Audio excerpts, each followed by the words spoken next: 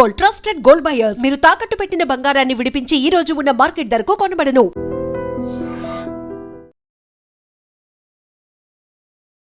Press meet పెట్టడమే కాదు, దడ కాల్చి పడేసిర్రు. ఒక గన్ ఫైర్ అయింది అన్నది ఒక టాక్ సార్. మీకేమనిపించింది సార్? చాలామంది పత్రికలు, మీడియా ప్రపంచము, రేవంత్ రెడ్డి లాంటి నాయకులు చాలామంది ఎటు వేయండు, ఏ త్వరలో అన్నాడు, ఆ పిచ్చి పిచ్చి కూతలు కూసారు. ఏమవుతుంది అసెంబ్లీకి వస్తే ఏమవుతుంది, అసెంబ్లీకి ఎందుకు రారు, కేసీఆర్ ఎందుకు రారు, ప్రతిపక్ష నాయకుడు కదా రారు అనేది ఒకటి సార్. నిన్న ప్రెస్ మీట్లో కూడా ఎక్కడ కూడా సీఎం రేవంత్ రెడ్డి అనే పదం కూడా ఎక్కడ కూడా వాడలేదు. అంటే అదే పెద్ద సముద్రం కాంగ్రెస్ పార్టీ. ఇవాళ రేవంత్ రెడ్డి ఉండొచ్చు, రేపు ఇంకొక ఆయన ముఖ్యమంత్రి కావచ్చు. ఫార్మాసిటీ అని మేం పెడితే దాన్ని ఏదో చేసి ఇంకేదో చేసి దాన్ని ఏదో ఫ్యూచర్ సిటీ అని రియల్ ఎస్టేట్ దందా చేసుకోవడానికి మాత్రమే ఇదంతా. అటువైపు దాదాపు వాళ్ళ పార్టీకి సంబంధించిన వాళ్ళకి, వాళ్ళ కుటుంబానికి, లేకపోతే వారికి సంబంధించిన రియల్ ఎస్టేట్ విపరీతమైన భూములు ఉన్నాయి అక్కడ. కొన్ని టైమ్స్ అయితే అసలు కాల్ కూడా మాట్లాడినరు, మోడీ గారే కాల్ చేసిరు కేసీఆర్ గారికి అనేది చర్చ సార్. నిజంగా కాల్ వచ్చిందా? నాకు కాల్ వచ్చింది. నాకు వస్తే నేను చెప్తున్నాను, నాకు రాలేదు కదా. కేసీఆర్కి వచ్చిందా రాలేదని నేను చెప్పలేను కదా. యూటీ కాబోతోంది హైదరాబాద్, ఎట్టి పరిస్థితిలో కాదు. That is false allegation. ఆ ఎన్నికల్లో ఓడిపోయింది, స్థానిక సంస్థల ఎన్నికల్లో అంత బాగా ఎట్లా పర్ఫామ్ చేయగలిగింది? అసలు రేవంత్ రెడ్డి గారు ఎంపీటీసీ, జెడ్పీటీసీ ఎన్నికలు ఎందుకు పెట్టలేదు?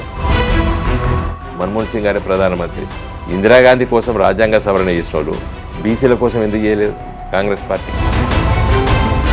10 years అధికారంలో ఉన్నారు సార్, అంటే ఉద్యమ నాయకుడు, ఆ తర్వాత 10 years ముఖ్యమంత్రి సార్. ఓడిపోయిన తర్వాత ఫస్ట్ రివ్యూలో ఆయన మాట్లాడిన మాటలు సార్. ప్రజలు మనం 2000 ఇస్తే వాడు 4000 ఇస్తా అన్నాడు, మనం 10,000 రైతు బంధు ఇస్తా అంటే 15,000 ఇస్తా అన్నాడు. మనతో పాటు ఉన్నారు ఎక్స్ఎంపీ వినోద్ కుమార్ గారు. ఒకసారి మాట్లాడే ప్రయత్నం చేద్దాం సార్. నమస్తే. ఎట్లా సార్? Yes sir. బీఆర్ఎస్ పార్టీకి సంబంధించిన కార్యకర్తల నుంచి పెద్ద స్థాయి వాళ్ళు అందరూ లీడర్స్కి ఒక జోష్ కనిపిస్తోంది సార్. నిన్న ఎస్ బయటకు వచ్చి మాట్లాడడం, దట్టు అంటే ఓన్లీ లీడర్స్తోనే మాట్లాడతారని అనుకున్నారు సార్. ప్రెస్ మీట్ ఉంటుందని ఎవరు కూడా ఎక్స్పెక్ట్ చేయలేదు. ప్రెస్ మీట్ పెట్టడమే కాదు, దడ కాల్చి పడేసిర్రు. ఒక గన్ ఫైర్ అయింది అన్నది ఒక టాక్ సార్. మీకేమనిపించింది సార్? అంటే నార్మల్గా ఈజ్ ఏ సీనియర్ పొలిటీషియన్, ఒక సీనియర్ రాజకీయ నాయకుడు. మీరు ఒక పార్టీని నాయకత్వం వహిస్తున్నటువంటి నాయకుడు కేసీఆర్ గారు ప్రతిరోజు నిత్యము ప్రతి సమస్య పైన స్పందించవలసినటువంటి అవసరం ఉండదు ఆ స్థాయిలో ఉన్నటువంటి నాయకుడికి.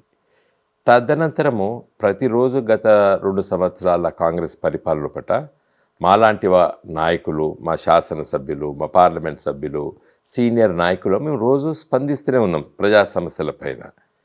మా పార్టీ వర్కింగ్ ప్రెసిడెంట్ కేటీఆర్ గారు కానివ్వండి, తర్వాత మిగతా సీనియర్ శాసనసభ్యులు. అయితే ఒక పార్టీ అధికారం కోల్పోయిన తర్వాత ఒక బాధ్యతాయుతమైనటువంటి నాయకుడిగా కేసీఆర్ గారు ప్రవర్తించారు గత 2 సంవత్సరాలు, 2 years. ఎందుకంటే ప్రజలు కాంగ్రెస్ పార్టీని ఆదరించారు, కాంగ్రెస్ పార్టీని అధికారంలో తీసుకున్నారు.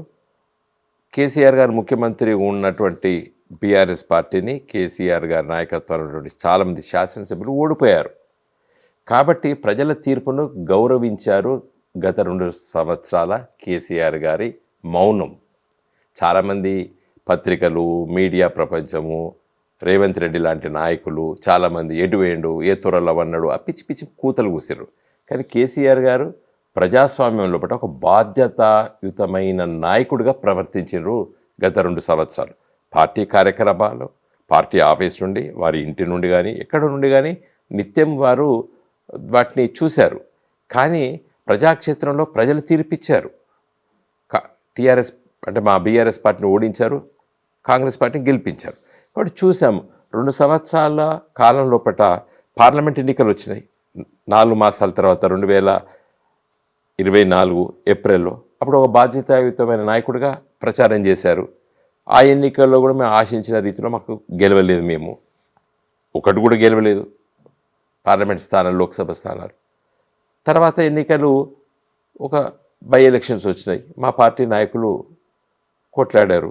కాబట్టి నిన్న కేసీఆర్ గారు మా కార్యవర్గ సమావేశము తర్వాత శాసనసభ పక్షం, పార్లమెంట్ పక్ష నాయకులతో వారు మాట్లాడింది మరి తెలంగాణలో అతి ముఖ్యమైన నదులు 2 జీవన నదులు కాకపోయినప్పటికీ కూడా బ్రహ్మాండమైనటువంటి పెద్ద నదులు కృష్ణా నది, గోదావరి నది.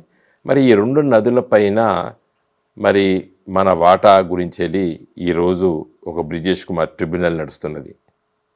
అదేవిధంగా గోదావరి నదీ జలాలను పోలవరం ప్రాజెక్టు నుండి ఎక్కడికో నల్లమల్ల అడవుల్లోకి తీసుకెళ్తున్నారు.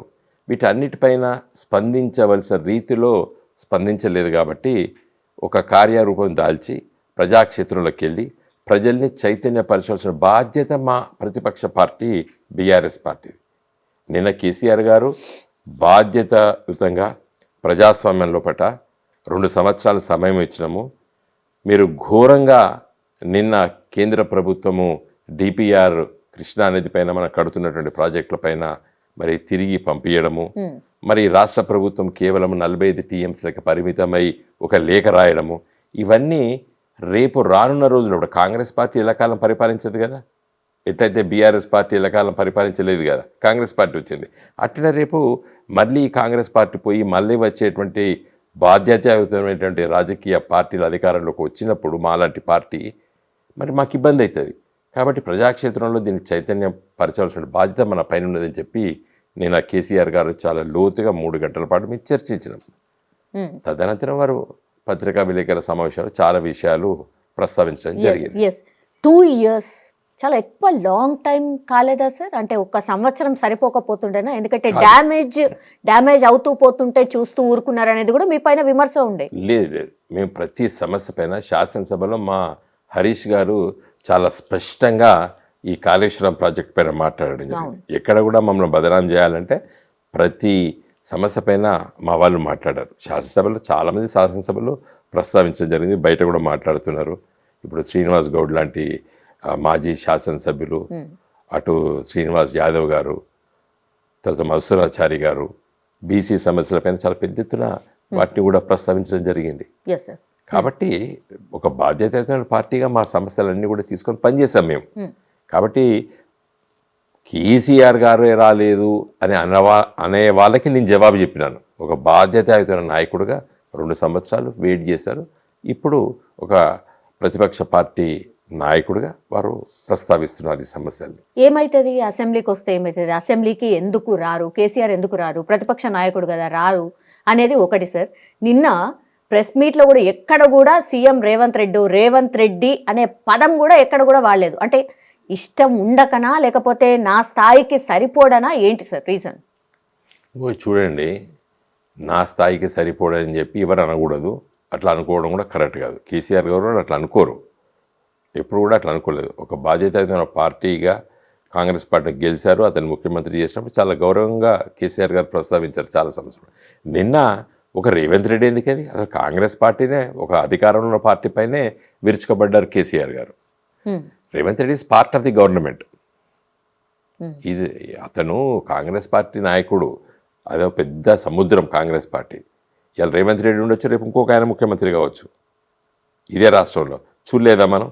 కాంగ్రెస్ పార్టీ 4-3 ముఖ్యమంత్రులు మార్చకపోతే అది కాంగ్రెస్ పార్టీ కాదు ఈ దేశంలో. ప్రతి రాష్ట్రంలో 5 సంవత్సరాలు అధికారం వస్తే 2 ఏళ్లకు 3 ఏళ్లకు మార్చే. ఇప్పుడు కర్ణాటకలో ఏం జరుగుతుంది? రోజు కర్ణాటకలో పరిపాలన జరుగుతుందా? సిద్ధిరామయ్యన లేదా డికే శివకుమార్ అనే జరుగుతుంది. మన దగ్గర చెన్నారెడ్డి, నెదురుమల్లి జనార్దన్ రెడ్డి, ఆంజనేయులు, భవన వెంకటరాములు ఎంతమంది మార్చుతారు? కాబట్టి Revanth Reddy is part of the Congress party. కాబట్టి కేసీఆర్ గారు రేవంత్ రెడ్డిని ఒకరు విమర్శించడంలో మాకు పెద్ద లాభం ఉండదు. కాంగ్రెస్ పార్టీ ఇలా అధికారంలో పార్టీని విమర్శించడానికి కేసీఆర్ గారు ఒక మెసేజ్ ఇచ్చింది. రేపు రేవంత్ రెడ్డి ఇంకొక ఆయన వచ్చాడు అనుకోండి, ఇంకొక ఆయన ఎవరైనా రావచ్చు. ఇంకా కాంగ్రెస్ పార్టీలో అది మన డబ్బాలకి వెళ్ళి గేమ్ చిట్టి తీస్తారు కదా, అట్లాంటి గేమ్ అది. ఎందుకంటే వాళ్ళకి ఎప్పుడు కూడా ఢిల్లీ నుంచి వస్తాయి ఉత్తరాలు. కాబట్టి ఎవడొచ్చాడో ఎప్పుడు వస్తాడో ఏం తెలియదు మనకి. నేను కార్గే వచ్చి ఇవాళ పత్రికలు చూసిన, కార్గే వచ్చి అన్నాడు ఇంకా మీరే పరిష్కరించండి అని చెప్పి నేను ఒక మెసేజ్ ఇచ్చిపోయింది ఇక్కడ ఇంకా మారుతుంది అన్నట్టు కర్ణాటకలో. ఇవాళ పేపర్లో వచ్చింది కదా. సో కాంగ్రెస్ పార్టీనే అటాక్ చేశాడు, అధికారంలో ఉన్నటువంటి ప్రభుత్వాన్ని అటాక్ చేశారు కేసీఆర్ గారు. రేవంత్ రెడ్డి పరిచిన చూపు చూడాలని కానీ లేకపోతే రేవంత్ రెడ్డి పెద్దగా చూడాలని కూడా కేసీఆర్ అనుకోవడం లేదు. ఈరోజు అధికారంలో ఉన్నటువంటి పార్టీని వాళ్ళ పరిపాలన మనం విమర్శించడం జరిగింది. యా, నేను వస్తున్నా తోలు తీస్తా అనేదాన్ని బాగా అంటే కాంగ్రెస్ పార్టీకి సంబంధించిన నాయకులు ఆల్మోస్ట్ స్టార్ట్ చేసేసారు సార్. అంటే మీ మీద కూడా ఎదురు ఫైరింగ్ స్టార్ట్ చేసేసారు. తప్పేముందండి, వాళ్ళు చేయకపోతేనే తప్పు, వాళ్ళు చేయాలి కదా, వాళ్ళు చేస్తేనే చర్చ జరుగుతుంది కదా. ఇలా నేను పాలసీ విజన్ 2047 పాలసీ తీసాడు. అవును, రైజింగ్ తెలంగాణ 2047 అని చెప్తున్నాడు. దాంట్లో ప్యూరు రేర్ అని ఒక పాలసీ తీసుకొచ్చాడు. దానిపైన మేము చర్చ పెడుతున్నాం. నేను మొన్న ఒక ప్రముఖ తెలుగు పత్రికలో, మళ్ళీ ఈరోజు ఒక ఇంగ్లీష్ పత్రికలో నేను వ్యాసం రాయడం జరిగింది. అంటే ఆ పాలసీ తప్పు, అట్లా చర్చ పెట్టాలి కదా మేము మాలాంటి.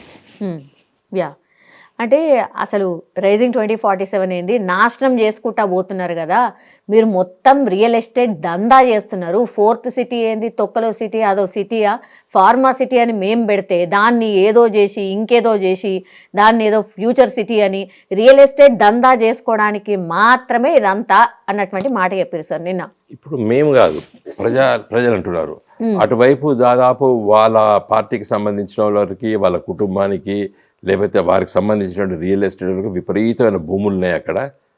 ఇది ల్యాండ్ బ్యాంక్ ఉంది కాబట్టి అటు ఒక ఫిలిప్ ఈడ అక్కడ ఒక కొత్త సిటీ వస్తుందంటే వాటి ధరలు పెరగడానికి ఆలోచన అనేది సర్వత్రా అనుకుంటున్నారు. ఒక రాజకీయ పార్టీలో తక్కువ మాట్లాడుతున్నాం మేము. ప్రజాక్షేత్రం లోపల రియల్ ఎస్టేట్ ఏజెంట్లు కానివ్వండి, లేకపోతే ఆ బిజినెస్ చేసేవాళ్ళు చాలామంది మాట్లాడుకుంటున్నారు. అసలు రేవంత్ రెడ్డి గారు కానీ లేకపోతే ఈ ఫ్యూచర్ సిటీ విజన్ వాళ్ళకి ఒకటి అర్థం కావాలి. Rome was not build in a day అని ఒక సామెత మనం చిన్న ప్రజలు చదువుకుంటున్నాం. నగరాలు ఒక రోజులో అభివృద్ధి కావు. ఇలా హైదరాబాదులో మీరు మనం పైకి వెళ్ళి చూస్తే, ఒక హెలికాప్టర్కి లేదా విమానంలో చూస్తే రింగ్ రోడ్ లోపట్నే ఇంకా 30-40% ల్యాండ్ ఓపెన్ స్పేస్ ఉన్నది. అది పెరగడానికే ఇంకొక 20 ఏళ్ళు పడుతుంది. నువ్వు ఎక్కడో పోయి ఫ్యూచర్ సిటీ ఎట్లా డెవలప్ అవుతుంది? మీరు ఒక్కసారి హెలికాప్టర్లో బేగంపేట ఎయిర్పోర్ట్లో ఇట్లా లేస్తే చూస్తే ఏర్పడుతుంది. ఈ రింగ్ రోడ్ లోపల ఇంకా 40% స్పేస్ ఖాళీగా ఉన్నది. కాబట్టి ఎక్కడో 60 కిలోమీటర్ల దూరంలో ఫ్యూచర్ సిటీ అభివృద్ధి అవుతుంది అని వారు చెప్పినా ఎవరు చెప్పినా ప్రజలు అంత రెడ్డోళ్ళు కాదు. కాకపోతే కొంతమంది రియల్ ఎస్టేట్ వాళ్ళు చేతులు కాల్చుకుంటారు. సిటీ ఎప్పుడు విస్తరిస్తుంటుంది. ఫర్ ఎగ్జాంపుల్ అహ్మదాబాద్ పక్కకి గాంధీనగర్ అనేది సిటీని క్యాపిటల్ సిటీ కట్టారు. 30-40 ఏళ్ళ కింద కట్టారు. రాత్రి 5 తర్వాత అన్ని తాళాలు వేసుకొని మళ్ళీ అహ్మదాబాద్కి వస్తాం. ఒక 30 కిలోమీటర్ల దూరం ఉంటుంది అహ్మదాబాద్కి Gandhinagar. What is the capital of Gujarat? Gandhinagar.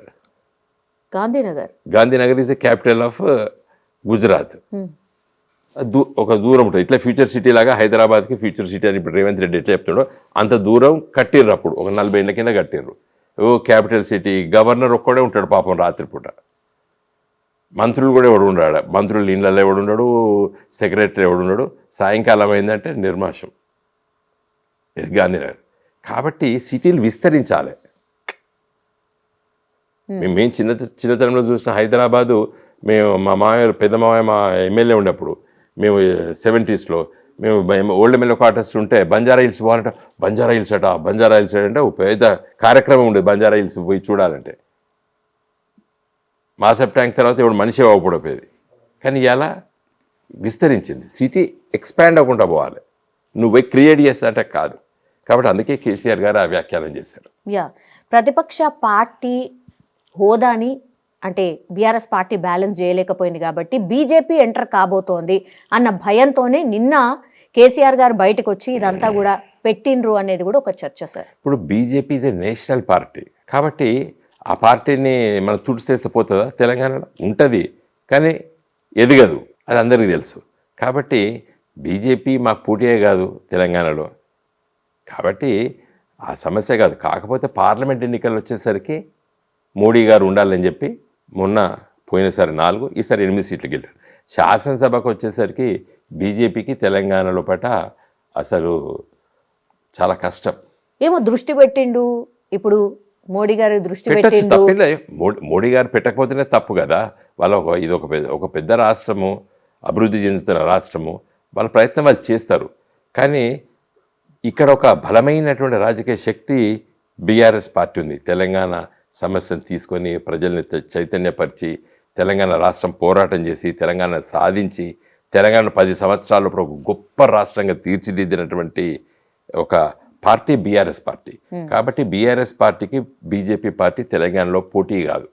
కాకపోతే జాతీయ స్థాయిలో ఇవాళ పవర్ఫుల్ పార్టీ బీజేపీ పార్టీ. ఒక ఆల్టర్నేట్ పార్టీగా మిమ్మల్ని కలుపుకొని మీతో పాటు ఎదిగితే బాగుంటుంది అని ఒక ఆలోచన చేసిరు కాబట్టి మొన్న మీ రాజ్యసభ ఎంపీలతోని కేసీఆర్ ఎట్లున్నారు బాగోగులు అడిగినరు అని కొన్ని టైమ్స్ అయితే అసలు కాల్ కూడా మాట్లాడినరు, మోడీ గారే కాల్ చేసిరు కేసీఆర్ గారికి అనేది చర్చ సార్. నిజంగా కాల్ వచ్చిందా? నాకు కాల్ వచ్చింది, నాకు వస్తే నేను చెప్తున్నాను, నాకు రాలేదు కదా. కేసీఆర్కి వచ్చిందా రాలేదని నేను చెప్పలేను కదా. వచ్చిందంటే కరెక్ట్ కాదు, రాలేదంటే కూడా కరెక్ట్ కాదు, నాకు తెలియదు. ఎందుకంటే whoever receives it he has to answer. కాబట్టి కేసీఆర్ గారి దగ్గర ఉంటుంది, నా మొబైల్ నా దగ్గర ఉంటుంది. బహుశా మోడీ గారు ఆ విధంగా మాట్లాడిననేది మనం రాజకీయాలతో దాన్ని చూడొద్దు. బికాస్ మేము పార్లమెంట్ సభ్యులు ఉన్నప్పుడు కూడా, మేము మోడీ గారిని కలిసినప్పుడు కూడా వారు అడుగుదురు ఎట్లున్నాడు మీ లీడర్ ఎట్లున్నాడు అని ఫస్ట్ అడుగుదురు మేము పోయి రిప్రజెంటేషన్స్ చేస్తే. Then he was chief minister కదా కేసీఆర్ గారు. కాబట్టి that is very formal greetings, దాన్ని మనం రాజకీయ కోణంలో చూడకూడదు. కానీ ఒక అపవాదం మీ పైన ఉంది కదా సార్, ఎప్పుడు చూడు ఎలక్షన్ అనుకోండి లేకపోతే ఏదో ఒక సందర్భంలో బీజేపీ బీఆర్ఎస్ ఒక్కటే అనేది పెద్ద ఎత్తున చర్చ ఉంది. ఇప్పుడు మోడీ గారు బాగోగులు అడిగేసరికి మళ్ళా ఏదో అవుతుంది అని ఒకటి, తర్వాత మోడీ గారు బాగోగులు అడిగినరో లేదో కేసీఆర్ గారు బయటకు వచ్చిండ్రు అని ఇంకోటి సార్. ఇవి రెండు నడుస్తున్నాయి పెద్ద ఎత్తున. మరి మేము ఇప్పటి వరకు బీజేపీతో పొత్తు పెట్టుకోలేదండి. కాంగ్రెస్తో పొత్తు పెట్టుకున్నాం, టీడీపీతో పొత్తు పెట్టుకున్నాం, కమ్యూనిస్ట్ పార్టీతో కలిసి పనిచేసాం, ఒక బీజేపీతో పొత్తు పెట్టుకోలేదు. అయితే బీజేపీ దగ్గరికి మేము వెళ్ళి కలవడం జరిగింది. ఎప్పుడు? తెలంగాణ ఉద్యమ కాలంలో పట సుష్మా స్వరాజ్ గారి దగ్గరికి, ఆనాటి అధ్యక్షులు రాజ్నాథ్ సింగ్ గారి దగ్గరికి, ఆర్ఎస్ఎస్ ఆఫీస్ సుదర్శన్ గారి దగ్గరికి వెళ్ళి కలిసాం. అప్పుడు మేము చెప్పాం కదా, తెలంగాణ కోసం మేము ఎవరి దగ్గరికైనా వెళ్తున్నాం, వాళ్ళ దగ్గరికి వెళ్ళడం జరిగింది. కాబట్టి ఒక అంటరాని పార్టీగానో మేము ఏ పార్టీని చూడలేదు ఆ రోజులలో. ఇది తెలంగాణనే మా మొదటి సమస్య, తెలంగాణ రాష్ట్ర ఏర్పాటే మా ముఖ్యమైనటువంటి ఉద్దేశం. కాబట్టి అందరినీ కలిసాం ఆ రోజు. దీనికి ఎందుకు బలం వచ్చిందంటే సార్, యాక్చువల్లీ బీజేపీకి ఇష్టం లేదు కాంగ్రెస్ని ఎట్లయినా రాకుండా చేయాలి, కాబట్టి ప్రత్యామ్నాయం ఎవరైనా ఉన్నారంటే మీరే ఉన్నారు కాబట్టి మీతో కలిస్తే అది పాసిబుల్ అవుతుంది అన్న ఒక ఆలోచన చేస్తుండ్రు అనేది. కావచ్చు, కాకపోవచ్చు. ఎందుకంటే రాజకీయాల్లో ఏది జరుగుతుంది ఏది జరగదని చెప్పడం లేదు. అసలు సిపిఐ నుండి సిపిఎం పార్టీ పుట్టింది ఎందుకో తెలుసా మీకు? మీరు చిన్నపిల్లలు, నేను కూడా చిన్నవాడినే, కానీ కమ్యూనిస్ట్ పార్టీలో కొంత నేను కలిసి పనిచేస్తాను కాబట్టి చెప్తున్నాను. కాంగ్రెస్తో పొత్తు పెట్టుకోవడము తప్పు అని సిపిఐ నుండి సిపిఎం చీలింది. మరి ఈరోజు సిపిఎం కాంగ్రెస్తో పొత్తు పెట్టుకుంటారు దేశవ్యాప్తంగా. అసలు ఆ పార్టీ పుట్టిన కారణమే కాంగ్రెస్ వ్యతిరేకతతో పుట్టింది సిపిఎం, సిపిఐలోకి వెళ్ళి. మరి అదే సిపిఎం ఇవాళ బెంగాల్లో తమిళనాడులో పొత్తు పెట్టుకుంటుంది. సో రాజకీయాల్లో ఏదైనా జరగచ్చు, ఏదైనా పాసిబిలిటీ ఉంది అని చెప్తున్నారా సార్? నేను చెప్పడం కాదు, ఈ భారత రాజకీయాలు చెప్పినాయి. మీకు తెలుసా, బీహార్లో 1967లో కమ్యూనిస్టులను జనసంఘం కలిసి పోటీ చేసినాయి. మన రాష్ట్రంలో కాంగ్రెస్ బీజేపీ కలిసి మమ్మల్ని ఓడగొట్టడానికి ప్రయత్నం చేస్తారు. సో బద్ధ శత్రువులు కూడా కాంగ్రెస్ బీజేపీ కలిసి మమ్మల్ని గ్రామీణ ప్రాంతాల్లో నిన్న జరిగిన ఎన్నికల్లో చాలా గ్రామాల్లో పట కాంగ్రెస్ బీజేపీలు కలిసి పోటీ చేశారు. ఇదంతెందుకు, నా ఎన్నికల్లో 2019 ఎన్నికల్లో పొన్నం ప్రభాకర్ గారికి డిపాజిట్ పోయింది, మధు యాస్కి గౌడ్ గారికి నిజామాబాద్లో డిపాజిట్ పోయింది. ఎందుకు పోయింది డిపాజిట్ వాళ్ళకి? అప్పుడు వాళ్ళు బీజేపీకి సపోర్ట్ చేశారు కాంగ్రెస్ కార్యకర్తలు. 2018లో కేసీఆర్ బ్రహ్మాండంగా రెండోసారి అధికారంలోకి వచ్చారు. కేసీఆర్కి మరి ఒక బలమైనటువంటి జవాబు చెప్పాలంటే మనము వీళ్ళిద్దరిని ఓడగొట్టాలి, వినోద్ కుమార్ని కవితను ఓడగొట్టాలని చెప్పి కాంగ్రెస్ వాళ్ళు మొత్తం బీజేపీకి సపోర్ట్ చేశారు.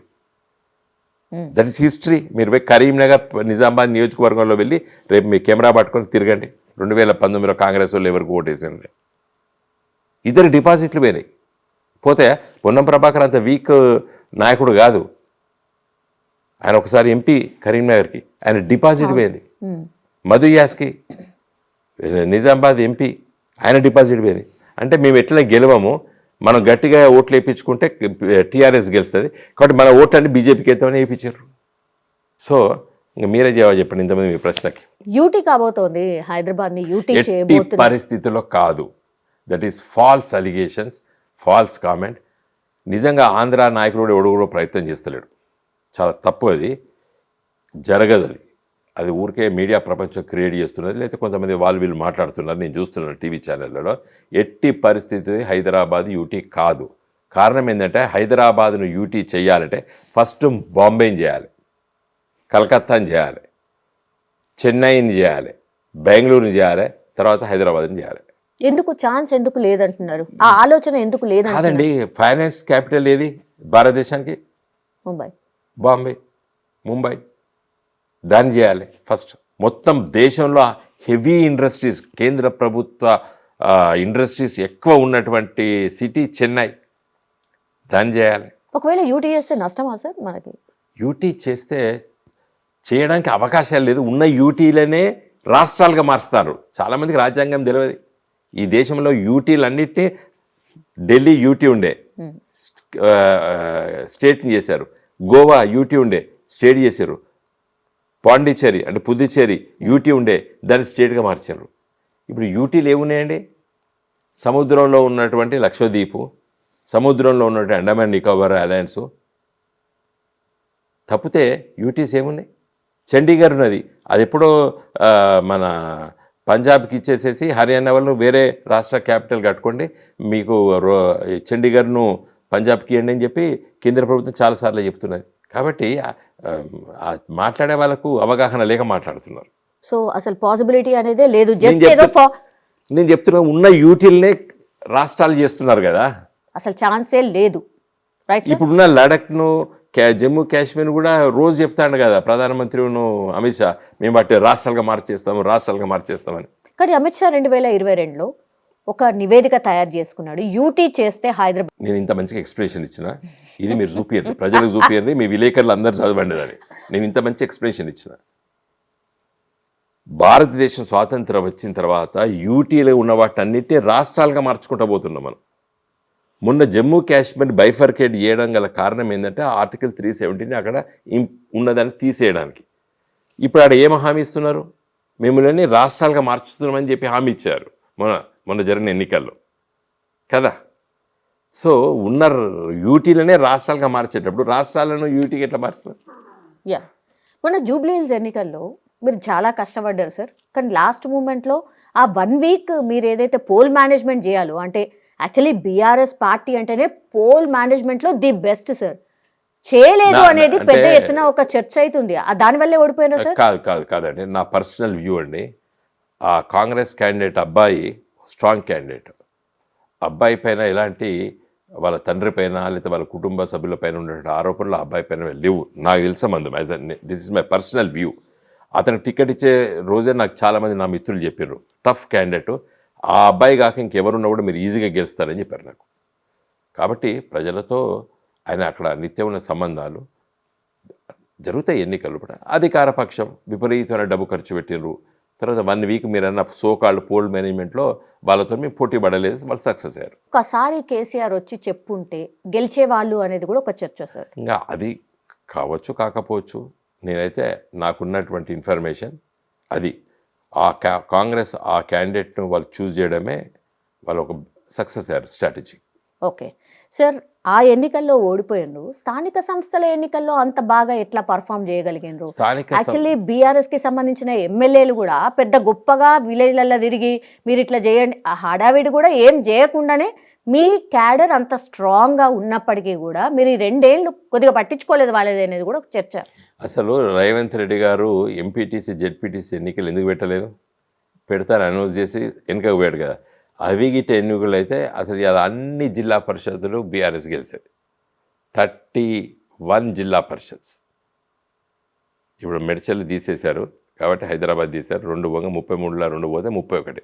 31 జిల్లా పరిషత్తులు గులాబీ జెండా ఎగరేయబోతున్నది. అందుకోసం ఎన్నికలు పెట్టడాన్ని ఇప్పుడు జరగవా? జెడ్పీటీసీ ఎంపీటీసీ జరగవు. ఏదో బీసీ 42% అని చెప్పుకుంటే దాన్ని వాయిదా వేసుకుంటూ పోతాడు. పెట్టమని చెప్పండి, ఇమ్మీడియట్గా పెట్టమని చెప్పండి, గెలవరు.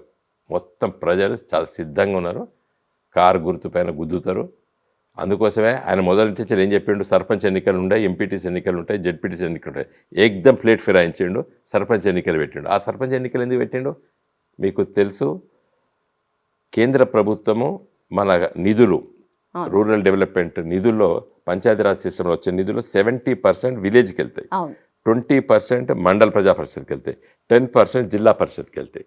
కాబట్టి అట్లీస్ట్ 70% డబ్బులు నిధులు రావాలంటే సర్పంచ్ ఎన్నికలు పెట్టుకొని ఇప్పుడు కొంత ఆర్థిక వెసులుబాటు కోసం ఆ ఎన్నికలు పెట్టిండు. అసలు ఈ 10 జిల్లా పరిషత్ 10% జిల్లా పరిషత్కి 20% మరి మండల ప్రజా పరిషత్కి వచ్చే నిధులు రాకమైన పర్లేదు, కానీ ఇప్పుడైతే ఎన్నికలు పెట్టాలి. పెట్టమని చెప్పండి. ఇప్పుడు మీరు సవాల్ కూడా చేసినట్టున్నారు కదా, పెట్టండి అని. ఎగ్జాక్ట్లీ పార్టీ గుర్తు మీద పెడితే మీకు తెలుస్తుంది అనేది పెట్టడంటారా సార్? No doubt. నా దృష్టిలో ఏదో పెట్టి కారణం పెట్టి కొంచెం వాయిదా ఇస్తాడు. ఓకే సార్, ఇమీడియట్గా పెట్టాడు. Okay, 42% reservation for BC sir. ఏమనిపించింది అంటే వీళ్ళు తీసుకున్న లైన్, అఫ్ కోర్స్ మీరు కూడా మద్దతు తెలిపిండ్రు సార్. అది కాదమ్మా, ఇప్పుడు రిజర్వేషన్స్ పెరగాలి అనుకున్నప్పుడు ఆలోచనప్పుడు రాజ్యాంగంలో ఉన్నటువంటి 9వ షెడ్యూల్ అడ్డు ఉన్నదమ్మా. దాని గురించి ఎవరు మాట్లాడతలేరు. నేనే 2-3 సార్లు పత్రికా విలేకరుల సమావేశంలో చెప్పిన, చిత్తశుద్ధి లేదు కాంగ్రెస్ పార్టీకి, బీజేపీ పార్టీకి అని చెప్పినాను. బీజేపీ పార్టీ నాయకులు, కాంగ్రెస్ పార్టీ నాయకులు, ఎంపీలు, లీడర్లు, బీసీ నాయకులు అందరూ వచ్చి మేమే కొట్లాడుతామని చెప్పి గ్రౌండ్లో ప్రజల దగ్గర ఆ టు విన్ ఓవర్ ఆ గ్లామర్ ఏది మేము బీసీ కోసం కొట్లాడుతున్నది చెప్పుకోవడానికి ఈ 2 రాజకీయ పార్టీలు ప్రయత్నం చేశాయి. మేము మొదటి నుంచి చెప్తున్నాము. మేము అప్పుడు కూడా కేసీఆర్ గారు కూడా ఎస్సీ ఎస్టీ రిజర్వేషన్ పెంచినప్పుడు మోడీ గారి దగ్గరికి వెళ్ళి కేసీఆర్ గారితో కలిసిపోయిన వాళ్ళలో నేను ఒకరిని. అది ఎట్లా ఇంప్లిమెంట్ చేయగలుగుతాం, మీరే చూపినరి చూపిను అన్నాడు.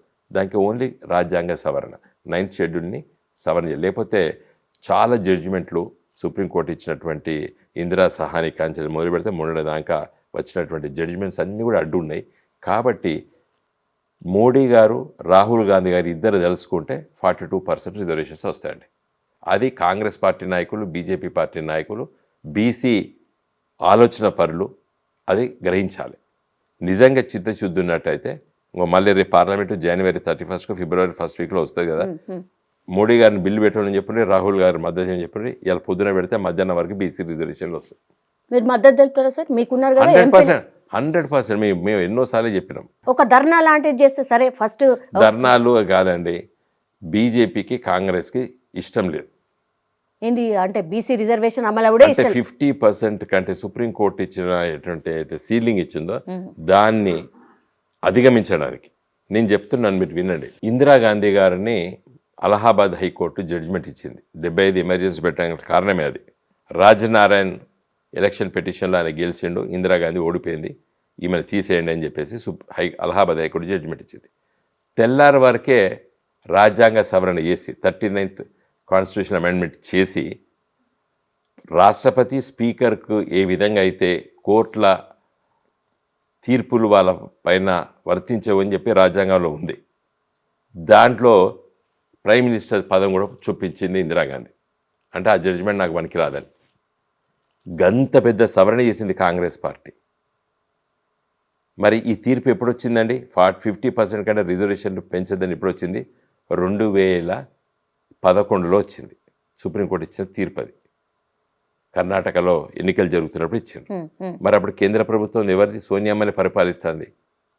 మన్మోహన్ సింగ్ గారే ప్రధానమంత్రి. ఇందిరాగాంధీ కోసం రాజ్యాంగ సవరణ చేసిన వాళ్ళు బీసీల కోసం ఎందుకు చేయలేదు కాంగ్రెస్ పార్టీ? ఈ రేవంత్ రెడ్డిని అడుగుతున్నా. ఇందిరాగాంధీ కోసమే రాజ్యాంగ సవరణ చేసుకున్నారు, మరి బీసీల కోసము ఓ చిన్న రాజ్యాంగ సవరణ మీరే అధికారం ఉన్నారు. ఇప్పుడు బీజేపీ ఉన్నా కానీ అప్పుడు మీరే అధికారం ఉన్నారు, ఎందుకు ప్రయత్నం చేయలేదు? పోనీ చేయలేదు. ఇప్పుడు ఎందుకు విమర్శిస్తున్నారు బీజేపీని? మీరు చేయలేదు, బీజేపీ చేయడానికి సిద్ధంగా లేదు. బీజేపీ లోపల అగ్రవర్ణాల ఆధిపత్యం ఉంటుంది. ఉత్తర భారతదేశం లోపల బీజేపీ ఎవడు ఎలోనే చేయడు. BJP is highly dominated by Brahminical order. వాళ్ళు ఎట్టి పరిస్థితులు ఒప్పుకోరు. కాబట్టి మోడీ పెట్టాడు, రాహుల్ గాంధీ సపోర్ట్ చేయడు. సో ఇది ఓన్లీ అంటే రాజకీయం కోసం వాడుకునే. నేను అంటలేనండి. ఇప్పుడు కేసీఆర్ గారు మా పార్టీ గారు ఫస్ట్ టైం ఇండియాలో ఎస్సీలకు ఎస్టీలకు రిజర్వేషన్లు పెంచు అని చెప్పి తీర్మానం చేసి కేంద్ర ప్రభుత్వానికి చట్టం చేసి పంపించినాం. ఇప్పుడు పెండింగ్ ఉంది రాష్ట్రపతి ఆఫీస్లో. బీసీల కోసం రిజల్యూషన్ చేసి పంపినాం మేము. జరిగినది ఇదివరకు తమిళనాడులో జరిగింది. 9th షెడ్యూల్లో ఇంట్రడ్యూస్ చేసిండ్రు వాళ్ళ చట్టాన్ని. 65% ఉంది కదా ఉంది అక్కడ. యా, తమిళనాడు. వాళ్ళు చేసుకున్నట్టు మనం చేసుకుందాము, మీరు అందరు కలిసి రండి అని చాలా టైమ్స్ మాట్లాడుతున్నారు కదా రేవంత్ రెడ్డి గారు. నేను చెప్పిన కదా ఇప్పుడు, అడగండి మీరు రేపు వెళ్ళి. ఈ 50% కంటే పంచాయతీరాజ్ ఎన్నికల్లో 50% కంటే ఎక్కువ ఉండకూడదని చెప్పి సుప్రీంకోర్టు తీర్పిచ్చినప్పుడు కేంద్రంలో కాంగ్రెస్ పార్టీ అధికారంలో ఉన్నది. 2011లో వచ్చింది జడ్జిమెంట్, కర్ణాటకలో ఎన్నికలు పెట్టినప్పుడు వచ్చింది. మరి అప్పుడు కేంద్రంలో అధికారంలో వాళ్ళే ఉన్నారు, కాంగ్రెస్ పార్టీ. సోనియమ్మ గారి నాయకత్వంలో మన్మోహన్ సింగ్ గారు ప్రధానమంత్రి. ఇంకా 3 ఏళ్ళు ఉన్నారు వాళ్ళు. 2011లో అయితే 2014 దాకా వాళ్ళే ఉన్నారు. ఎందుకు కాంగ్రెస్ పార్టీ ప్రయత్నం చేయలేదు? మరి తర్వాత బీజేపీ వచ్చింది. మోడీ గారు బీసీ అని చెప్పి బాగా చెప్తున్నారు కదా బీజేపీ వాళ్ళు. మరి ఎందుకు తీసుకొస్తుంది 10 ఏళ్ళ నుంచి వెళ్ళి? చిన్న సవరణ నేను చూసాను కదా, మహాత్మా గాంధీ జాతీయ ఉపాధి హామీ పథకం పొద్దున పెట్టిన సాయంకాలం వరకు బిల్ పాస్ అయిపోయింది. మరి వీళ్ళు కూడా బీసీలో పొద్దున పెడితే సాయంకాలం వరకు పాస్ అవుతుంది. కాబట్టి మోడీ రాహుల్ గాంధీ తలుచుకుంటే బీసీ రిజర్వేషన్లు పెరుగుతాయి, వాళ్ళు తలుచుకోరు. రేవంత్ రెడ్డి గారు పదే పదే ఓ మాట అంటున్నారు, రాజకీయాలలో ఇక బీఆర్ఎస్ పార్టీ ఉండదు. అంటే నిన్న కేసీఆర్ గారు కూడా చెప్పారు, రోజు నేను చచ్చిపోవాలని కోరుతున్నారు. ఇదేంది అసలు దిక్కుమాలింది, ఏ సభలో పోయినా కూడా నేను చచ్చిపోవాలని కోరుతున్నారు. బాగా కేసీఆర్ గారు హెల్త్ బాగుండదని ఎందుకు సరే లీకా, లేకపోతే నిజంగానే తనకేదైనా హెల్త్ ఇష్యూస్ ఉన్నాయా మేజర్గా? What is the fact sir? మీరు చాలా దగ్గరగా ఉంటారు కాబట్టి. 2001లో మేము పార్టీ పెట్టినాం సార్, టీఆర్ఎస్ పార్టీ ఏప్రిల్ 27వ తారీఖున పెట్టాం. జూన్లో పత్రికలు వచ్చింది, కేసీఆర్ గారికి అనారోగ్యం, కేసీఆర్ గారు 11-12 గంటల వరకు కిందికి దిగడు, ఆయన లివర్ ఖరాబ్ అయిపోయింది, రేపు పొద్దున అమెరికా పోతాడు అని పెట్టి కొత్త పార్టీని తుంగలో తొక్కేయాలని చెప్పి కేసీఆర్ గారు ఉదయం 6 గంటలు లేచి ఇంకో 20 పేపర్లు చదువుకుంటూ కూర్చున్నది. ఒక హిందూ పేపర్ చదవాలంటే గంట టైం పడుతుంది. కేసీఆర్ గారు ది హిందూ అక్కడ మొదలు పెడితే కింద ప్రింటెడ్ అండ్ అనేది దాకా చదువుతాడు పేపర్. లాస్ట్ పేజీలు ఉంటుంది కింద ఇప్పటికీ కూడా సార్, ఇప్పటికీ కూడా ఇప్పుడు అంత ఓపిక ఉండదు. నేను ఆ రోజు ముచ్చట చెప్తాను. 2001 ఓకే. సో అట్లా పాపం మీద కూర్చొని పేపర్లు చదువుతుండేది. సార్ చదివి ఆడ కింద పడైతే ఆ పేపర్లు మళ్ళీ మేము తీసుకున్నాం, మేము కూడా చదివినాం. అది అలవాటైంది మాకు కూడా 2-3 గంటల పేపర్లు చదువుడు. కాబట్టి ఈ ఆరోపణలు కొత్త కాదు, మేము నవ్వుకుంటాం. మేము ఢిల్లీలో ఉండేది అప్పుడు, మేము 5 ఎంపీలము. రోజు తిరిగి అన్ని 32 పార్టీల దగ్గర తిరిగి తెలంగాణ కోసం లేఖలు బీకలు తిరుగుతా అంటే ఇక్కడ అందరు తిట్టేది మమ్మల్ని. కేసీఆర్ ఎక్కడ వన్నాడు, ఏ పొక్కలా వన్నాడంటే, ఏం వినోద్ మనం ఎక్కడ వన్నామే అండ్ సార్ మనం ఢిల్లీలో ఉన్నాం, మనం ఏం పని చేస్తాను, పార్టీలో చుట్టూ తిరుగుతున్నాం, ఇది మనకేం తెలుస్తుందా, పోనీ మనకి ఎట్లా ఉరుకుంటారు, మనకేం పాడు, మనం తెలంగాణ కోసం పని చేస్తాను అని మేమేమో నవ్వుకొని తృప్తి పడదు. పేపర్ చూద్దాం 11 గంటలకు వచ్చు ఢిల్లీకి పేపర్లు, అందరు తిడుదురు మమ్మల్ని, వీరు ఎక్కడ అవన్నారు ఢిల్లీలో, తాక్కుంటా తినుకుంటా అన్నారు ఢిల్లీలో అని చెప్పి ఇక్కడ సోకాల్డ్ లీడర్స్ అందరు మా మీద విమర్శలు చేసేది. మేము చూసుకొని నవ్వుకునేది. మేము రోజు 10 గంటల కష్టపడి ఈ పార్టీ చుట్టూ ఆ పార్టీ చుట్టూ 32 రాజకీయ పార్టీల దగ్గర తిరిగి లాబింగ్ చేసుకుంటా మేముంటే వీళ్ళు ఈడ తిట్టుకుంటుండేది. So this is not new for us. KCR గారి పైన కానీ మా పార్టీ పైన ఈ తిట్ల వర్షం అనేది మాకు తెలుసు, అది ఎప్పుడు ఉరుస్తుంది ఎప్పుడు పోతుంది అని కూడా మాకు తెలుసు. It's perfectly all right. అయినా సరే ఇట్లాంటి వార్తలు అయితే అసలు హాస్పిటల్ కేసీఆర్ గారికి షుగర్ ఉన్నదండి, అది కొంచెం అప్పుడప్పుడు కంట్రోల్ కాకపోతే ట్యాబ్లెట్ వేసుకున్నారు. ఇప్పుడు ఈజ్ పర్ఫెక్ట్, వారంతట వారే హెల్త్ ఎట్లా మేనేజ్మెంట్ చేయాలని చెప్పి తెలుసు కాబట్టి పర్ఫెక్ట్ ఉన్నారు. ఇప్పుడు ఫ్యామిలీకి సంబంధించిన ఇష్యూలో కూడా కొంచెం సతమతం అవుతున్నారు, ఆయన మెంటల్లీ టార్చర్ అనుభవిస్తున్నారు అనేది ఒక చర్చ సార్. ఇంకో కేసీఆర్ గారు, ఇప్పుడు ప్రతి మనిషికి సమస్యలు ఉంటాయండి, సమస్యలు లేని మనిషి అంటూ భూలోకంలో ఎవరు ఉండరు. కుటుంబ సమస్యలు ఉంటాయి, ఆర్థిక సమస్యలు ఉంటాయి, సామాజిక సమస్యలు ఉంటాయి, ఎన్నో సమస్యలు ఉంటాయి. కాబట్టి we have to face it. దాని పెద్ద కేసీఆర్ లాంటి నాయకుడు వాటిపైన సీరియస్గా హెల్త్ డిసార్డర్ అయింది అనేది పచ్చి అబద్ధం. 10 years అధికారంలో ఉన్నారు సార్, అంటే ఉద్యమ నాయకుడు, ఆ తర్వాత 10 years ముఖ్యమంత్రి సార్. ఓడిపోయిన తర్వాత ఫస్ట్ రివ్యూలో ఆయన మాట్లాడిన మాటలు సార్ ఏమన్నారు? ఏమన్నారా, ప్రజలు నిన్న కూడా చెప్పిండు కదండి, ఆ రోజు చెప్పింది నిన్న చెప్పిండ్రు. ఏది ప్రజలు మనం 2000 ఇస్తే వాడు 4000 ఇస్తా అన్నాడు, మనం 10,000 రైతు బంధు ఇస్తా అంటే 15,000 ఇస్తా అన్నాడు, మనం ₹1,00,000 కళ్యాణ లక్ష్మి ఇస్తా అంటే తులం బంగారం ఇస్తా అన్నారు. ఇప్పుడు లేడీస్ ఉన్నారండి, ఇప్పుడు మీరే కూడా లేడీ, ఒక ₹1,00,000 కట్ట అయినా పట్టుకుంటా, తులం బంగారం అయినా పట్టుకుంటా, మీరు ఏది ముట్టుకుంటారండి? నిజంగా చెప్పారు, ఫ్రాంక్ చెప్పారు, ఏది ముట్టుకుంటారు మీరు? బంగారమే ముట్టుకుంటారు మీరు. ఇప్పుడు ఈ ₹1,00,000కి తులం కంటే ఎక్కువ వస్తుంది బంగారం. మైండ్ ఇట్, ₹1,00,000 కట్టకు ఇక్కడ తులం ఎంత తులం ఇప్పుడు 1,20,000 1,30,000 అంటే ఆ టైంలో చేసిన టైంలో మాత్రం అంతే ఉంది. అంతే ఉండే 70,000 80,000 ఉండే. ₹1,00,000 కట్ట ఇడు ఉండి తులం బంగారం పెడితే కూడా ఇది ముట్టుకోరు. ఎందుకంటే fashion not only here in India, across the globe. That is because a shining metal. Every women want to wear it, తప్పలేదు దాంట్లో. కాబట్టి అలాంటి దాని మీద సెంటిమెంట్ కొట్టిండు రేవంత్ రెడ్డి, తులం బంగారం. కాబట్టి ఒక కొంత పర్సెంటేజ్ ఉమెన్ అటు కూడా ఓటేశారు. ఎంత వేసినా కూడా ఎంత 1.8% ఓడిపోయాం మేము. కాబట్టి ఎలక్ట్రల్ పాలిటిక్స్ లోపల ఇవన్నీ జరుగుతుంటాయి, అట్లా జరిగినాయి, మేము ఓడిపోయినాం. ఇది ఆ రోజు చెప్పిండు కేసీఆర్, నిన్న చెప్పాడు. ఎస్ సార్, ఓడిపోయినా కొద్ది ఒక 3-4 మంత్స్ వరకు ఏం లేకుండే, కానీ ఆఫ్టర్ 4 or 5 months తర్వాత నుంచి ఈ ఎమ్మెల్యే ఆ పార్టీలకు వస్తున్నాడు, ఆ ఎమ్మెల్యే ఆ పార్టీలకు వస్తున్నాడు, 10 మంది ఎమ్మెల్యేలు. వెరీ కామన్ అండి పాలిటిక్స్ లో. ఇప్పుడు unfortunate, in spite of 10th schedule రాజ్యాంగంలో రాజీవ్ గాంధీ గారు 1985లో తీసుకొచ్చారు. అది హర్యానాలో 1967 లోపల ఆయారాం గయారాం అనే ఒక సూక్తి ఉంది కదా, అది ఎందుకు పుట్టిందంటే ఆయన పేరు హీరాలాల్ రామ్ అనే ఎవరు ఉండే. ఆయన పొద్దునో పార్టీ, మధ్యాహ్నం పార్టీ, సాయంకాలం పార్టీ, రాత్రి పార్టీ, 4 పార్టీలు మార్చిండు ఒకటే రోజు. కాబట్టి ఆయారాం గయారాం అనేది ఆయన పేరు గయారాం, ఆయారాం గయారాం అని పుట్టింది. అట్లా వచ్చింది ఆ నానుడో సూక్తియో ఏదో. సో దాన్ని రాజీవ్ గాంధీ గారు దీన్ని వమ్ము చేయడానికి 1985లో చట్టం తీసుకొచ్చిండు. ఏది యాంటీ డిఫెక్షన్ లా తీసుకొచ్చి 10th షెడ్యూల్ కాన్స్టిట్యూషన్లో పెట్టిండ్రు. దాన్ని మెరుగు అయింది. ఈవెన్ మన వాజ్పేయి గారు కూడా మంచి అమెండ్మెంట్ చేశారు. అంతమంది 1/3 స్ప్లిట్ అయితే కూడా పార్టీ స్ప్లిట్ కింద ఉండే. వాజ్పేయి గారు దాన్ని 2/3గా మార్చారు. అంటే పెద్ద సంఖ్యలో పోతేనే పార్టీ మార్పిడి కింద రావడానికి ఎన్నో వచ్చినాయి.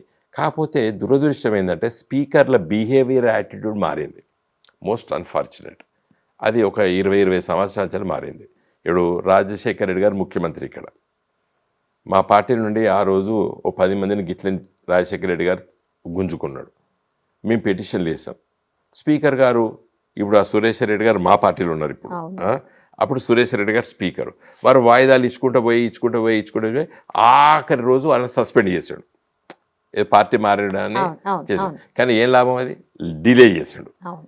ఇంకా ఇప్పుడు ఏం చేస్తారు, ఇప్పుడున్న స్పీకర్లు ఏం చేస్తారు, అసలు పార్టీ మారలేదని తీర్పిస్తారు. సో స్పీకర్ అనేవాడు ఆ రోజుల్లో ఎట్లుండే అంటే, ఒకసారి స్పీకర్ అపాయింట్మెంట్ అయితే పార్టీకి రాజీనామా చేసేది. సోమనాథ్ చటర్జీ గారు స్పీకర్ అయిన వెంటనే communist party of India Marxist పార్టీకి రాజీనామా చేశారు. జి నారాయణరావు గారు తెలుగుదేశం పార్టీలో ఎన్టీ రామారావు గారు ముఖ్యమంత్రి ఉన్నప్పుడు స్పీకర్ అయితే తెల్లారే రాజీనామా చేశాడు, ఇండిపెండెంట్గా బిహేవియర్ చేశాడు.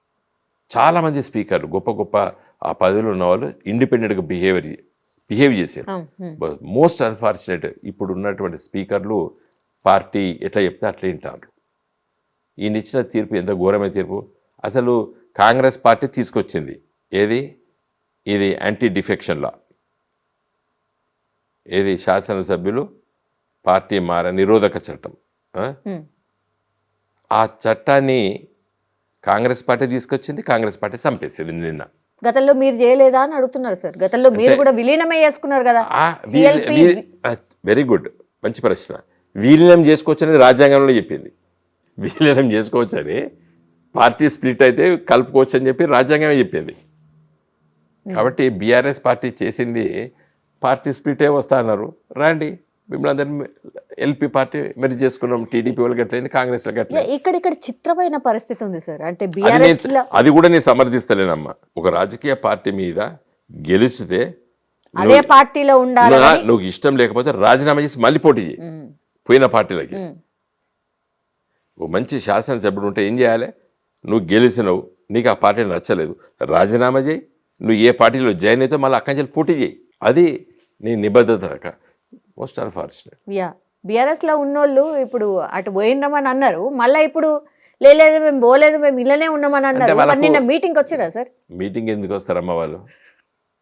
అది మన రేవంత్ రెడ్డి గారు రచన, ఈయనే స్పీకర్ గడ్డం ప్రసాద్ గారు దాన్ని లిఖితపూర్వకంగా రాసిచ్చింది తీర్పది. ఫస్ట్ టైం ఏది పార్టీ మారినా కూడా మారలేదని చెప్తే అయిపోతాయి. ఇప్పుడు ఇవ్వబడి ఇంకా నేను చెప్తున్నా కానీ ఈయన తీర్పు ఇంకా పార్టీ ఇవ్వడి పడితే వాడు మారచ్చు, అన్లెస్ పార్లమెంట్లో రాజ్యాంగ సవరణ చేసి స్పీకర్ కూడా 4 వారాల్లో టైం పెట్టి, పాప సుప్రీంకోర్టు దాకా పోతే ఏమంటారు, వాళ్ళకి ఆదేశించే అధికారం లేదు. ఎందుకంటే ఇంతకుముందు మీకు చెప్పినాను కదండి, రాష్ట్రపతికి స్పీకర్కి ఇద్దరికి కోర్టులు ఇంటర్ఫిరెన్స్ వాళ్ళపైన ఉండదు, legislature because ultimately legislative bodies అవి. వాటికి నాయకత్వం వహించేటువంటి స్పీకరు రాష్ట్రపతి గవర్నర్ల పైన కోర్టులో ఆదేశించేటువంటి అధికారం ఈ సుప్రీంకోర్టు లేదు, హైకోర్టుకు లేదు. సూచనప్రాయంగా చెప్తున్నారు, చేయండి, తొందర చేయండి. ఎవడింటాడు? నువ్వు ఈ ఎక్కువ తక్కువ చెప్తావు అని ఏం చేసాడు, ఆఖరిచాలి వీళ్ళు పార్టీ మారలేదు పో అని చెప్పేశాడు. ఇప్పుడు సుప్రీంకోర్టు ఏం చెప్తారు? ఇప్పుడు బై ఎలక్షన్స్ వస్తాయి, ఒక 2 అయితే ఖచ్చితంగా వస్తాయి అని అంటున్నారు సార్. 2 రావమ్మా, ఎందుకంటే కడియం శ్రీయర్ కూడా చెప్పిన కదా నేను పార్టీ మారలేదని. దానం నాగేందర్ ఇంత ఎందుకు ఆపుతున్నాడు ఈయన స్పీకర్ నాకు తెలియదు. ఆయన కాంగ్రెస్ పార్టీ నుండి ఎంపీగా పోటీ చేశాడు. అదైతే ఇక అది ఘోరమైన తప్పిదం స్పీకర్ది. అసలు ఫస్ట్ నువ్వు నిన్న కాదు గివిలా కాడు, ఈ స్పీకర్కి చిత్తశుద్ధి ఒక నిజమైనటువంటి ఒక రాజ్యాంగం పట్ల విశ్వాసం ఉన్న స్పీకర్ అయితే he ought to have first Danam Nagender తీర్పిచ్చి ఈయన తీసేస్తున్నాని చెప్పి, ఇంకా నువ్వు ఈ 5గురిది ఏం చేసుకున్నా కూడా ఎవడు పట్టించుకోపో. ఇవాళ దొంగల్ని తీర్పిచ్చి ఇలా దానం నాగేందర్ని కాపాడుతాడు స్పీకర్. ఇప్పుడు 2 years తర్వాత కేసీఆర్ గారు సరే అందరు బయటకు వచ్చారు అనే దాని నుంచే నేను టేకప్ చేస్తాను సార్. సార్ యాక్షన్ ప్లాన్ ఏంటి? అంటే కేసీఆర్ గారు జనాలలో తిరిగితే మీ పార్టీ ఇంకా బాగా బలోపేతం అవుతుంది. తిరగకపోతే ఏం చేస్తాడు కేసీఆర్? ఎప్పుడు తిరగాలి, ఎట్లా తిరగాలి అనేది మాకు ఒక స్ట్రాటజీ ఉంటుంది. రోజు తిరుగుతామా? గాయ తిరుగుడు అంటారు, గాయ తిరుగుడు ఉండదు పల్లెటూళ్ళకి. గాయ తిరుగుడు అంటే ఏ ఉత్తుదు గాయ అది కాదు కదా. KCR is functional president. రోజు నిత్యం అందరు లీడర్లతో మాట్లాడుతుంటాడు, ఏం చేస్తారు, he's on the job already. ఏదైనా సెంటిమెంట్, ఏదైనా ఇమోషన్ని రగిల్చే ఆ తర్వాతనే బయటకు వస్తారు. ఆ నీటికి సంబంధించిన ఇష్యూని అందుకే టేకప్ చేశారు అనేది కూడా ఇప్పుడు ఒక చర్చ నడుస్తుంది. తప్పేముండదు. ఇప్పుడు ఓ పొలిటికల్ పార్టీగా మా బాధ్యత కదా. సంథింగ్ వెంట్ రాంగ్, దాన్ని లేవనెత్తుతాం కదా, బాధ్యత. లేవనెత్తకపోతే తప్పు కేసీఆర్. అసలు వాళ్ళ చాలామందికి తెలియదండి.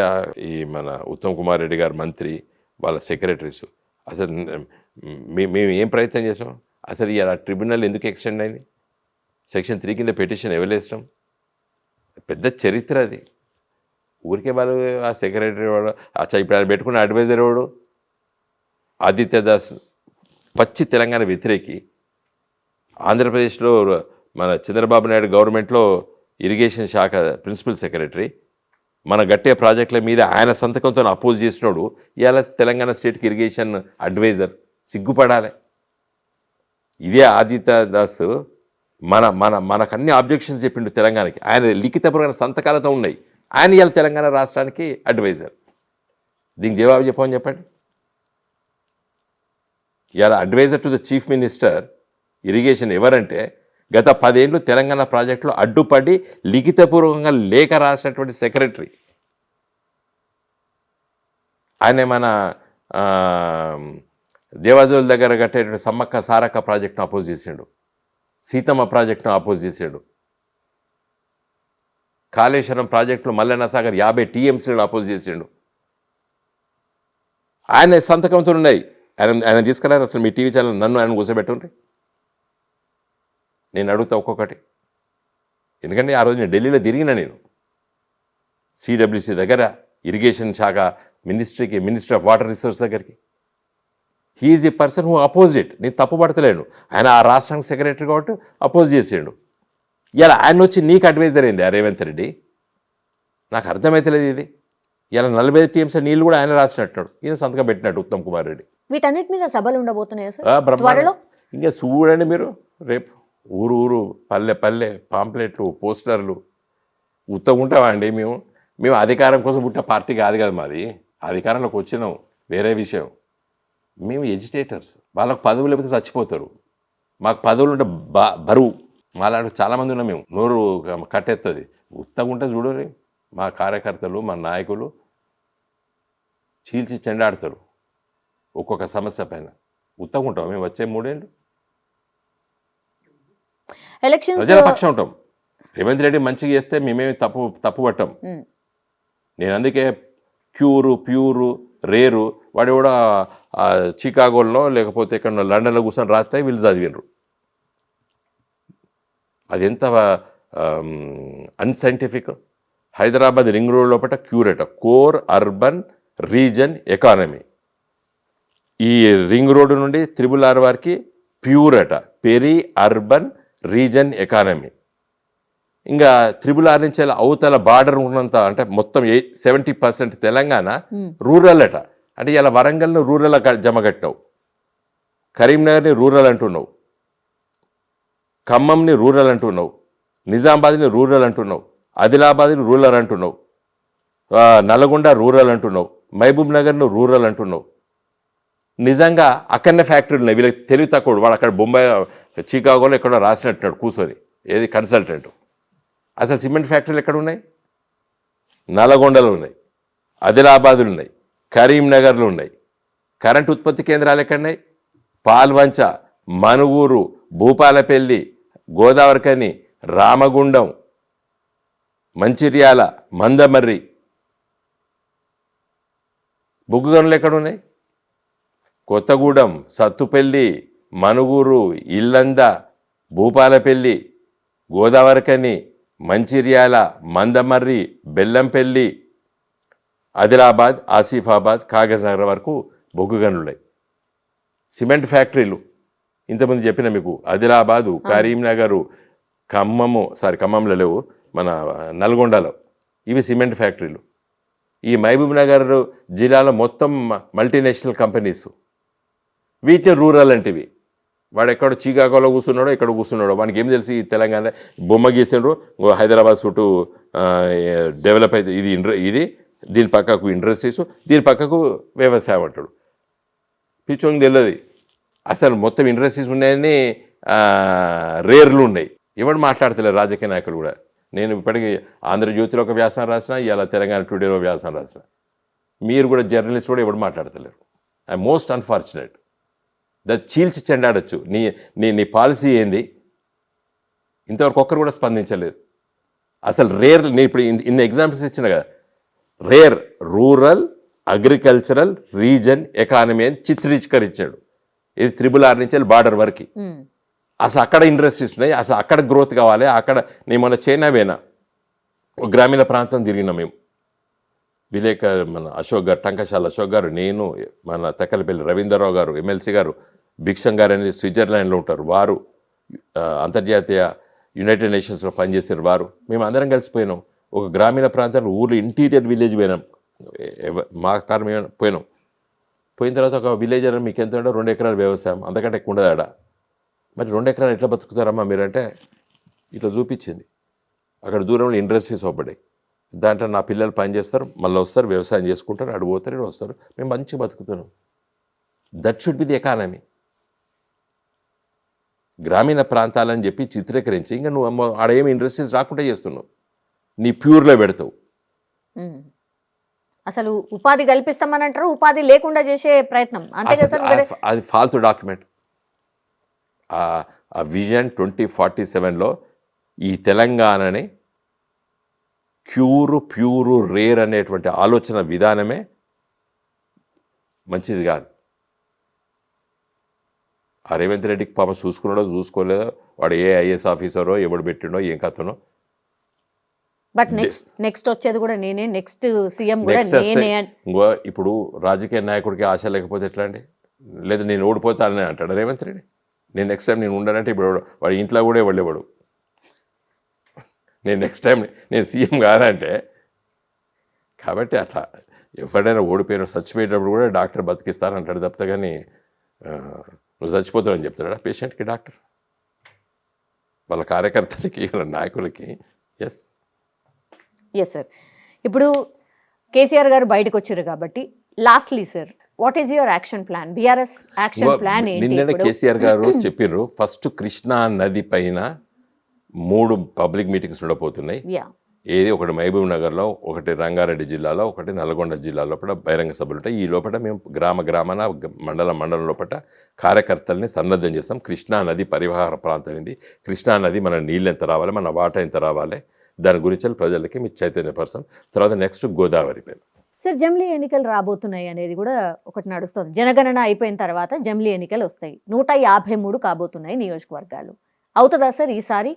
చూడండి, ఇప్పుడు ఫస్ట్ సెన్సస్ జనగణన జరుగుతున్నది, డిక్లేర్ అయిపోయింది. అవును, ఇప్పుడు 26లో స్టార్ట్ అయితే 27 వరకు కంప్లీట్ అయిపోతుంది. అది అయిన వెంటనే డిలిమిటేషన్ వస్తుంది. శాసనసభ స్థానాలు, పార్లమెంట్ స్థానాలు పెరుగుతాయి. కారణం ఏంటంటే ఇప్పటికే మనము రాజ్యాంగంలో ఏం చెప్పింది, 2026 తర్వాత జరిగేటువంటి సెన్సస్ తర్వాత, అంటే ఏదైతే మన జనాభా లెక్కలు పెడదామా అది కంప్లీట్ అయిన వెంటనే మీరు డీలిమిటేషన్ చేసుకోవాలని చెప్పి రాజ్యాంగం ఆల్రెడీ చెప్పింది. 2001లో ఆ రాజ్యాంగ సవరణ చేసుకున్నాం. కాబట్టి 2026 తర్వాత జరగబోయేటువంటి ఈ లెక్కలు ఎప్పుడైతే ప్రచురితం అవుతాయో వెంటనే డీలిమిటేషన్ వేయవలసి వస్తుంది. రాజ్యాంగం చెప్పింది అది. ఓకే. అయితే ఇప్పటికే మహిళా రిజర్వేషన్ 33% చట్టం అయిపోయింది, బిల్లు కాదు అది, చట్టం అయిపోయింది. రాష్ట్రపతి ముద్రేసిండ్రు. దాంట్లో ఏం చెప్పారు, సెక్షన్ 5లో ఏం చెప్పారు, ఇమీడియట్లీ ఆఫ్టర్ సెన్సస్ ఇంప్లిమెంట్ అయిపోతుంది. దాన్ని ఎవడు ఆపేట, మోడీ కూడా ఆపలేడు దాన్ని. 33% మహిళలకి 33% రిజర్వేషన్ మోడీ గారు కూడా ఆపలేరు. ఎందుకంటే ఆల్రెడీ మోడీ గారు పార్లమెంట్లో, లోక్సభలో పాస్ చేయించుకున్నారు. రాజ్యసభలో సోనియా గాంధీ పాస్ చేయించారు, లోక్సభలో ఈయన పాస్ చేయించారు. కాబట్టి ఆ చట్టం అయిపోయింది అది. కాబట్టి అది ఇంప్లిమెంట్ చేయాలంటే 33% సీట్లు పెంచుతారు. ఇక ఉన్న వాటిలో ఇస్తే లొల్లులు అయితే అని చెప్పేసి 33% సీట్లు పెంచుతారు. కాబట్టి లోక్సభ స్థానాలు, రాజ్యసభ స్థానాలు, శాసనసభ స్థానాలు పెరుగుతాయి. ఇప్పుడు మీకు అందుకోసమే మోడీ గారు కొత్త బిల్డింగ్ అయితే కట్టిండో లోక్సభ, రాజ్యసభలో 888 సీట్లు పెట్టిండు. లోక్సభలో 350 సీట్లు రాజ్యసభలో పెట్టిండు. కాబట్టి ఆల్రెడీ మోడీ గారి బ్రెయిన్లో అది ఉన్నది, ఫిక్స్ అయిపోయింది. ఇదే అండి. ఇంకా మీరు అడిగింది రెండోది ఏది, జమిలీ ఎన్నికలు. జమిలీ ఎన్నికలు ఆల్రెడీ బిల్లు పార్లమెంట్లో పెట్టిండ్రు. ఇప్పుడు పెట్టినటువంటి బిల్లులో ఏం చెప్పిందంటే 29, ఇప్పుడు 29 లోపట్టే పాస్ చేస్తారు మోడీ గారు బిల్లును. 29 నుండి అమల్లోకి వస్తుంది చట్టం. ఎట్లా వస్తుంది అప్పటి వరకు నా దృష్టిలో చట్టం, ఇప్పుడు బిల్లులో ఏం చెప్పిందంటే 29 నుండి 34 వరకు జరిగేటువంటి శాసనసభ ఎన్నికలన్నీ కూడా కాల పరిమితి 34 వరకే ఉంటుంది. ఫర్ ఎగ్జాంపుల్ 29 ఏప్రిల్లో పార్లమెంట్ ఎన్నికలు అవుతాయి. తర్వాత ఒక 6 మాసాలకి మహారాష్ట్ర ఎన్నికలు జరుగుతాయి. ఏది ఇప్పుడు మన మహారాష్ట్ర అసెంబ్లీ అయినాయి కదా, అది 29 అక్టోబర్ వరకు ఉంటుంది దాని కాల పరిమితి. వాళ్ళకి ఏం చెప్తారు, మళ్ళీ ఈ 34 అక్టోబర్ వరకు అని చెప్పరు, 34 ఏప్రిల్ వరకే దాని కాల పరిమితి పెడతారు. అంటే 4 సంవత్సరాలు 6 నెలలే దాని అసెంబ్లీది. అట్లే ఉత్తరప్రదేశ్ ఎన్నికలు 2 సంవత్సరాలు ఉంటాయి. కాబట్టి ఇట్లా మిగిలిన వాటికి అన్నిటి తీసుకెళ్ళి 34లో కల్పిస్తారు. తర్వాత ఇప్పుడు 29లో పార్లమెంట్ ఎన్నికలు జరుగుతాయి. కాబట్టి మన రేవంత్ రెడ్డి గారు కూడా చెప్పారు, మన అసెంబ్లీ ఎన్నికలు 28లో 29లో జరుగుతాయని చెప్పాడు. ఆయనకి ఎవరు హింట్ ఇస్తారని చెప్పిండు. ఆ మాట నా దృష్టిలో కూడా అది ఉంది, నాకు కూడా కొంతమంది తెలిసిన వాళ్ళు చెప్తున్నారు. 28 చివరి 6 నెలలు జరిగేటువంటి ఎన్నికలు 3-4 అసెంబ్లీలు అవన్నీ తీసుకెళ్ళి 29కి పెడతారు. 29లో జరిగే 6 నెలల తర్వాత జరిగే మహారాష్ట్ర లాంటి ఎన్నికలు తీసుకొచ్చేసేసి 29లో పెడతారు. కాబట్టి 29 పార్లమెంట్ ఎన్నికలు మినీ జమిలీ ఎన్నికలు జరుగుతాయి. మినీ అంటే దాదాపు 14-15 రాష్ట్రాలతో పార్లమెంట్ ఎన్నికలు జరుగుతాయి. ఇంకా 34లో మాత్రం అన్ని శాసనసభలు దాన్ని కలిపేస్తారు.